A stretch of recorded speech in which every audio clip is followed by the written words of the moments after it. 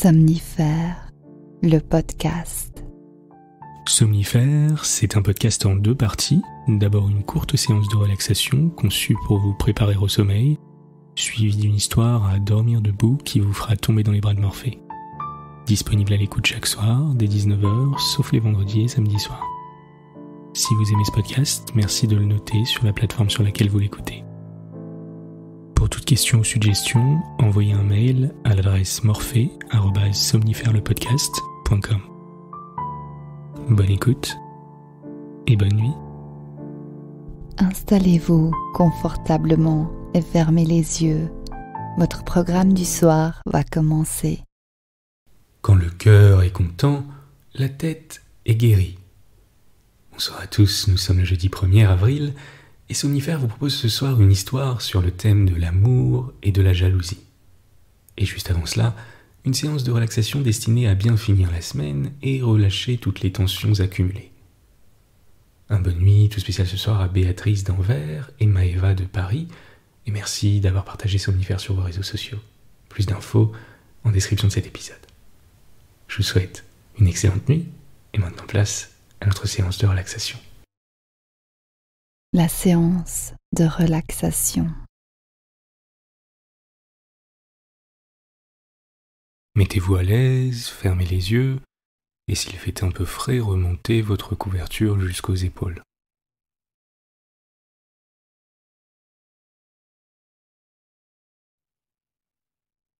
Quand vous êtes prêt, on va commencer par 2 grandes inspirations, la première en gonflant le ventre et la seconde en gonflant les poumons.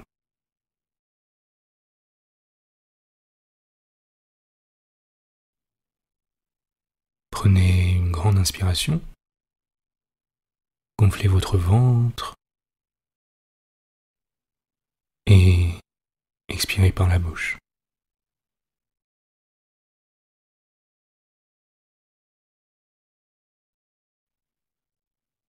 À nouveau, une grande inspiration, gonflez vos poumons cette fois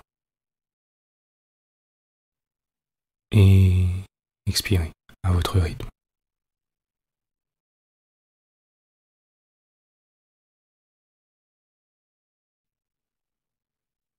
Reprenez un rythme normal et ne faites rien d'autre que d'observer votre respiration et notez comme à chaque expire, votre corps semble s'enfoncer davantage dans le matelas.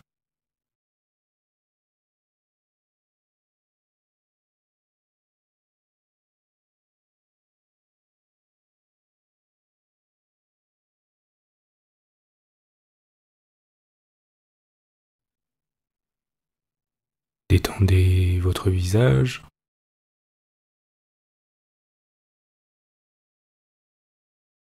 vos sourcils,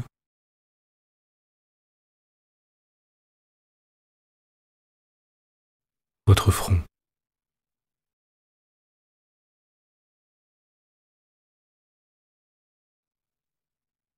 Votre mâchoire,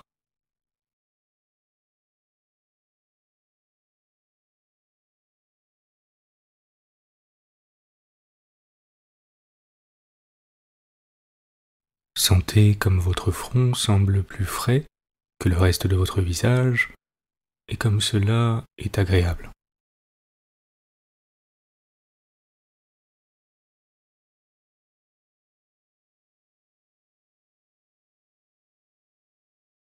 Détendez vos épaules et sentez-les se relâcher de tout leur poids.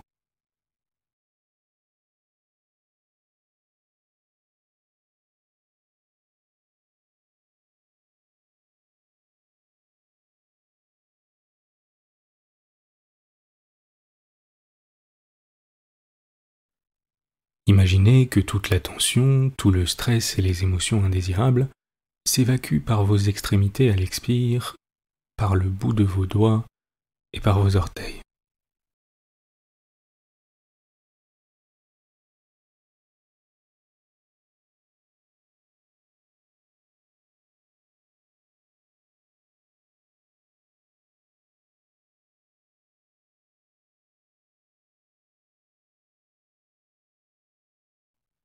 Vous pouvez sentir les quelques restes de tension alors qu'il traverse vos mains et vos pieds à mesure que vous expirez, avant de s'évacuer et de vous laisser parfaitement relâché.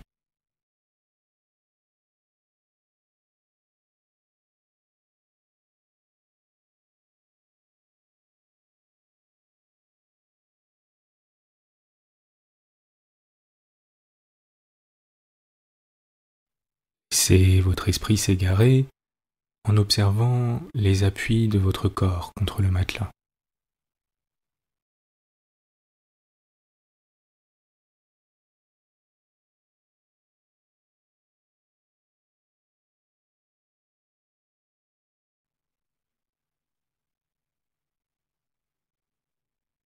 Votre respiration, les mouvements de votre poitrine à l'inspire et à l'expire, la température de l'air à l'inspire et à l'expire.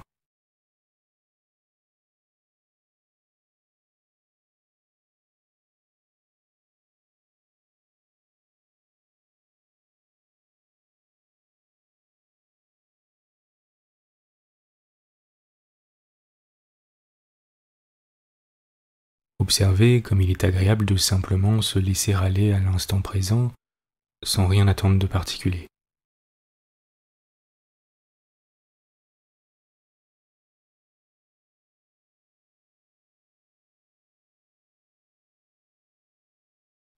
Portez votre attention sur vos pieds et massez-les mentalement un par un. D'abord le pied gauche,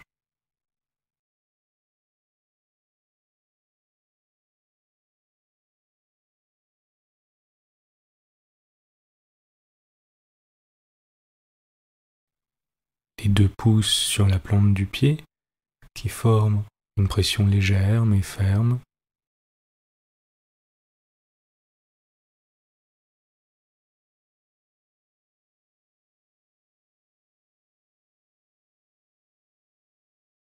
qui vont de haut en bas,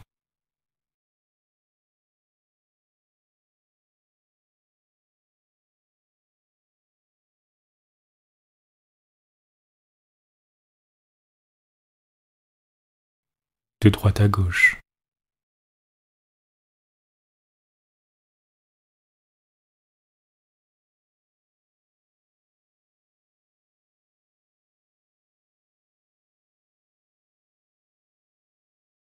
Et forment de petits cercles.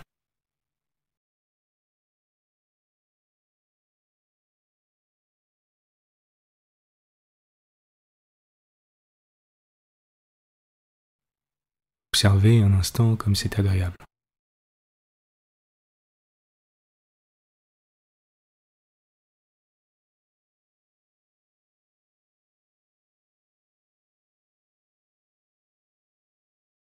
Le pied droit à présent, les deux pouces sur la plante du pied, qui forment une pression légère mais ferme,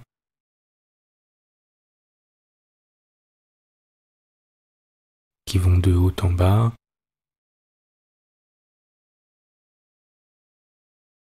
de droite à gauche, et forment de petits cercles.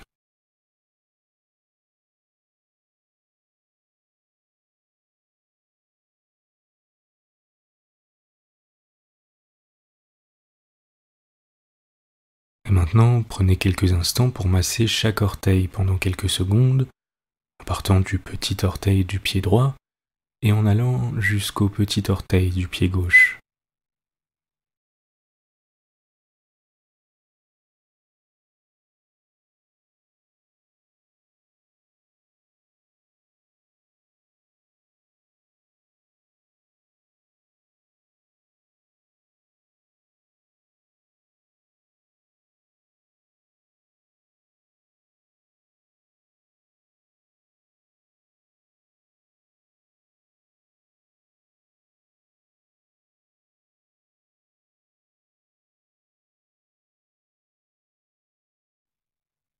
Laissez-vous aller complètement à la détente et ne faites rien d'autre que de porter votre attention sur votre respiration pendant quelques instants.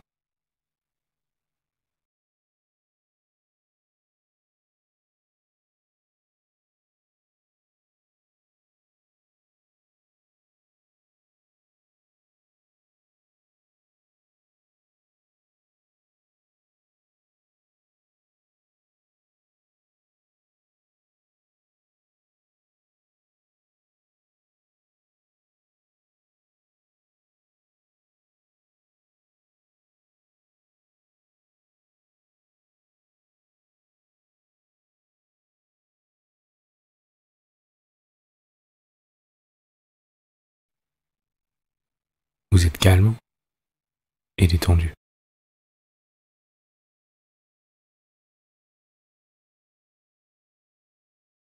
L'histoire du soir.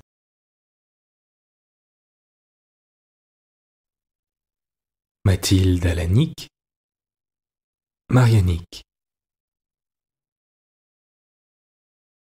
Là, encore une épingle pour assujettir la grande coiffe transparente, encore un coup de main pour ranger gracieusement les plis du châle à franges qui dessine sa taille svelte, et Marianic est enfin prête. Sa toilette a duré bien longtemps aujourd'hui. 2 fois l'horloge de l'église a sonné depuis qu'elle est là, essayant tour à tour sa jupe gris-argent, sa robe noire bordée de velours et tous ses jolis tabliers de soie. Le contenu de l'armoire tout entier y a passé, et maintenant encore elle reste devant sa petite glace, se haussant, s'éloignant, se rapprochant, s'irritant de voir si peu d'elle-même dans le minuscule miroir, et ajoutant ainsi quelques délits d'impatience au gros péché de coquetterie qu'elle devra dimanche prochain confesser au recteur. Il est évident que Marianic tient à être jolie aujourd'hui pour la grande fête de Portrieux où vont se rendre tous les gens de la côte, de Paimpol à Binic. Elle a poussé l'épée contre vent de sa croisée et regarde au dehors sans se laisser arrêter par l'éblouissant soleil qui entre à flot dans sa chambrette. La mer chante au loin, les feuilles bruissent, une fauvette gazouille, et le cœur de Marianic tremble car sur la route blanche, son œil noir perçant a découvert une ombre d'homme dont les bras et les jambes s'agitent en mesure dans le rythme de la marche. Personne autre que la jeune fille ne distinguerait rien à cette distance, et cependant elle sait à merveille que cette silhouette porte un grand col de toile bleue, ouvert sur un tricot rayé, et qu'un béret blanc dont le tour noir est orné de lettres d'or est posé sur une tête blonde, brûlée de soleil, où éclatent 2 yeux clairs et doux. Et Marianic soutiendrait que ce ne peut être aucun autre que Pierre Kerdos, le beau marin de Ploua, arrivé en permission depuis hier seulement, et dont ce matin elle a reconnu la voix grave à l'église, au cœur de l'Ave Maris Stella. Les joues de Marianic, dorées par le vent de la mer, ont rougi.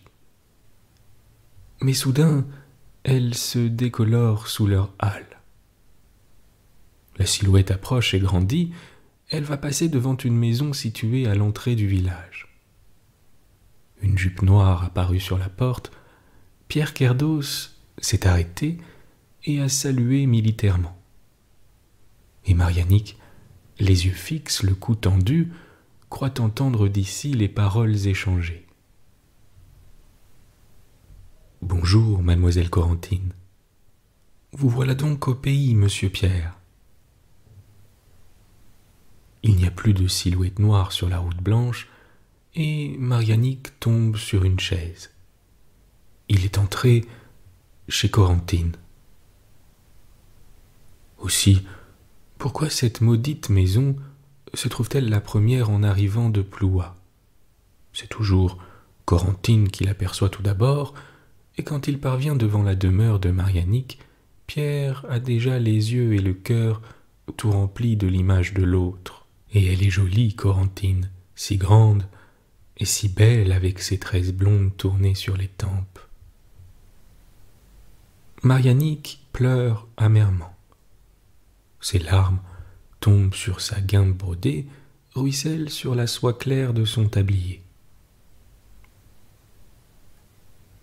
Que lui importe à présent et sa toilette et la fête de Portrieux?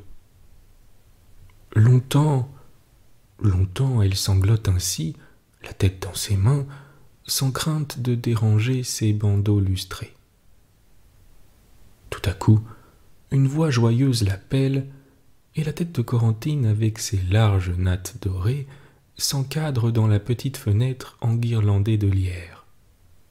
« Non, » dit Marianic sans se détourner, « va à la fête sans moi. J'ai trop mal à la tête. » Mais Corentine ne se laisse pas arrêter par cette excuse. Elle entre, puis lui dit « Nous n'allons pas à la fête si tu veux, mais du côté du bois, la fraîcheur du grand air calmera ton mal. » Marianique voudrait bien résister, mais elle a peur de laisser deviner sa peine, et elle consent enfin à accompagner Corentine.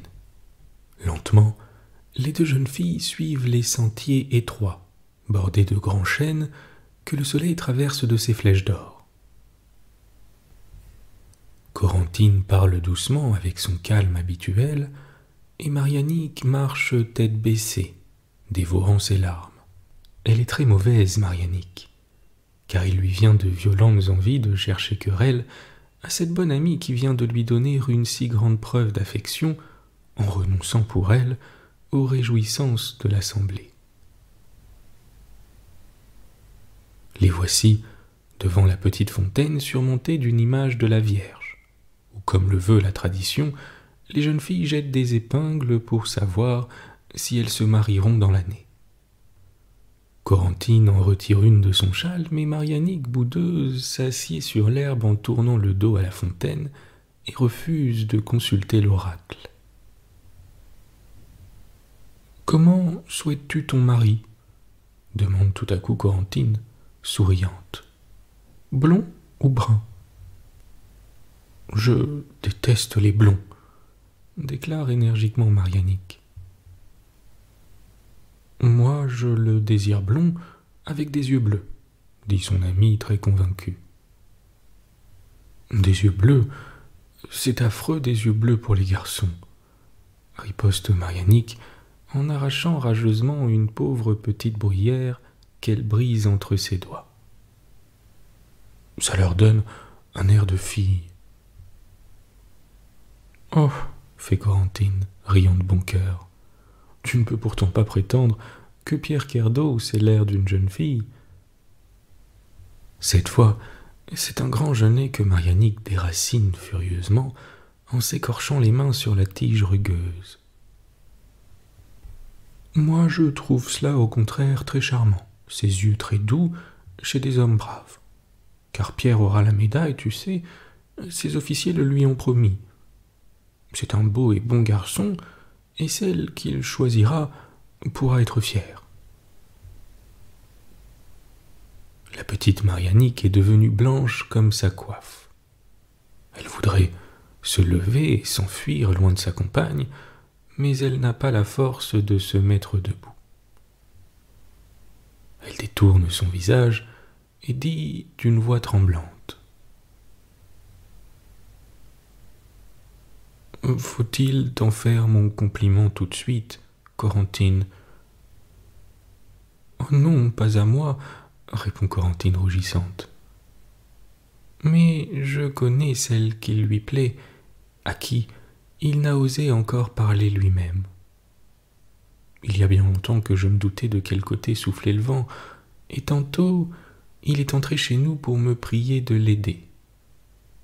Il est timide, ce marin. Il ne voudrait pas repartir sans avoir obtenu une bonne parole. Et est-ce que je la connais, moi aussi ?» demanda Marianique de plus en plus bas en hachant les brins de mousse. « Viens, je vais te la montrer, » dit Corentine en lui tendant la main pour l'aider à se lever.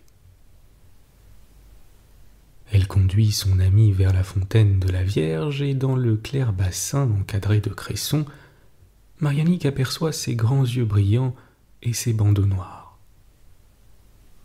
« Malheureusement, tu n'aimes pas les blonds, » fait malicieusement Corentine, « comme c'est dommage. » Pour toute réponse, Marianique se jette à son cou. « Oh, Corentine, combien tu es meilleure que moi, » dit-elle tout en riant et pleurant à la fois sur l'épaule de son amie. « Si tu savais comme je t'enviais, je t'ai presque détesté. Toujours vous causiez ensemble, tandis qu'il me disait à peine un mot en passant. c'était de toi qu'il me parlait, petit cœur jaloux. Et aussi, ajouta-t-il, hésitant un peu, d'un certain cousin à lui. Nous serons sans doute cousines, Marianique. Guillaume le Braz, s'écria Marianique, mais il est brun comme un corbeau. Je croyais que tu désirais un mari blond, Corentine. Le pivert éclata de rire moqueusement dans le haut d'un hêtre, et les deux amis lui firent joyeusement écho en se regardant toute rose de bonheur et d'innocent émoi. Du fond de la lande, la grêle ritournelle du biniou leur arriva comme un bourdonnement d'insectes. « Et maintenant, dit Corentine, en prenant le bras de son ami, si nous allions à la fête, rien ne s'y oppose plus, n'est-ce pas, Marianique? Quand le cœur est content, la tête est guérie. » Bonne nuit. Bonne nuit.